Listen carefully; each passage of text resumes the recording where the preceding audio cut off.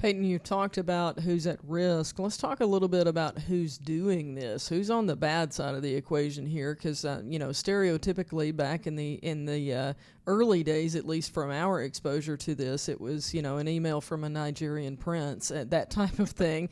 But it's much more widespread now. So including even family members. So let's talk about who can be on the list of the bad guys. Yeah, I think you said it right there. Don't get me wrong. The Nigerian princes are still out there, yeah. So that is still something. Not Nigerian. We also there's a lot more of just, we call them romance scams, where it's somebody finding someone online, that is at home, especially during this COVID time. They're reaching out, and all of a sudden somebody's interested in them, and they've been by themselves. That's it. But it's everywhere now. It is people here in the United States, because used to we thought this is somebody over in Eastern Europe who is running through and they've just got a bunch of names. But now it's here. It's anybody from somebody you live around to family, regrettably. Sometimes it's family, to it's places of employment when people are trying to hire people, or you're working from home.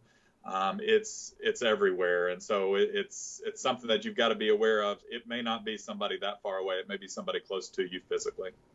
Peyton, what methods do these people use to commit this fraud? I guess the first, I just kind of talked about it. It's that Nigerian prince scheme, which you call it a romance scam, you call it a confidence scam. There's tons of names for it, but it's, hey, I need you to open a bank account for me, or I need to open a bank account in your name so that I can get some money. Can you provide me that information? That's one way of doing it. Another way is people are still computer hacking is still prevalent. That's happening all the time. We are a lot more alert to it, and businesses are ready to fight back quickly. Used to, you didn't see it as quickly, but more companies are employing these professionals who are experts in IT security, which is helpful to us because they are watching it and able to shut it down. But a lot of these hacks that happen, sometimes people will obtain personal information and hold on to it for months or a year, and then you're not quite sure where it's coming from.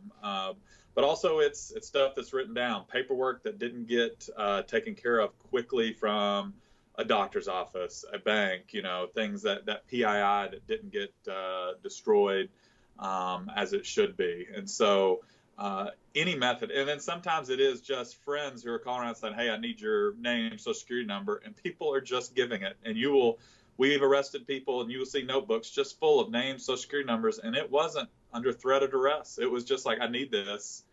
And it's like, okay, here you go, which wow. You ask these people why, and they just said, well, they asked for it. I said, well, that doesn't make any sense. But then again, we're dealing with criminals, so it's not like we're dealing with professionals who work in the financial industry.